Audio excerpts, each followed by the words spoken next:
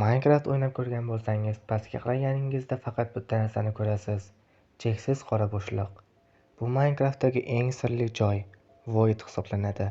Lekin savol tug'iladi: Void shunchaki o'limmi yoki undan ham dahshatliroq narsa bormi?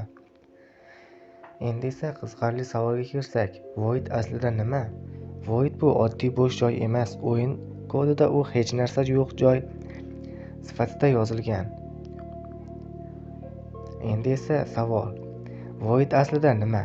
Void bu oddiy bo'sh joy emas, o'yin kodida u hech narsa yo'q joy sifatida yozilgan. Ammo qiziq tomoni, Void har bir dunyoda bor. Overworldda, Netherda, hatto End Dimensionda ham bor. Bu nimani anglatadi? Demak, Void butun Minecraft olamini o'rab turgan asosiy tub haqiqatdir.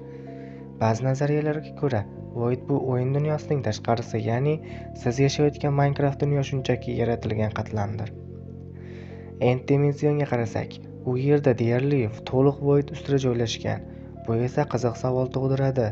Nega aynan End Voidga eng yaqin joy? Endermenlar ham aynan shu yerda yashaydi. Ba'zi o'yinchilar fikricha, Endermenlar aslida Voiddan chiqqan mavjudotlardir.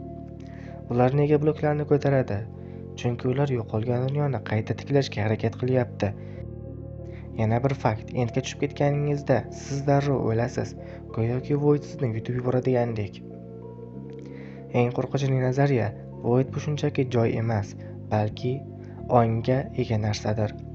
Ba'zi glitch va buglarda o'yinchilar shuni payqashgan: Voidga tushayotganda ba'zi tovushlar o'zgaradi va o'yin g'alati ishlay boshlaydi, go'yoki Void sizni kuzatayotgandek. Agar bu rost bo'lsa, Void bu Minecraftdagi eng katta yashirin boss bo'lishi mumkin. Demak, Void bu oddiy o'lim emas, boshqa dunyoning chegarasi yoki ehtimol tirik mavjudot bo'lishi mumkin. Keyingi safar pastga qarasangiz, shunchaki sakramang, chunki balki u yerda kimdir sizni kutayotgandir. Shu va shunga o'xshash videolar chiqishini xohlasangiz, kanalga obuna bo'ling, videoga like bosing. Keyingi videoda nimani bilishni xohlasangiz, izohlarda yozib keting. Men aynan o'shani nimadirni keyingi videoda sizlarga batafsil yoritib berishga harakat qilaman.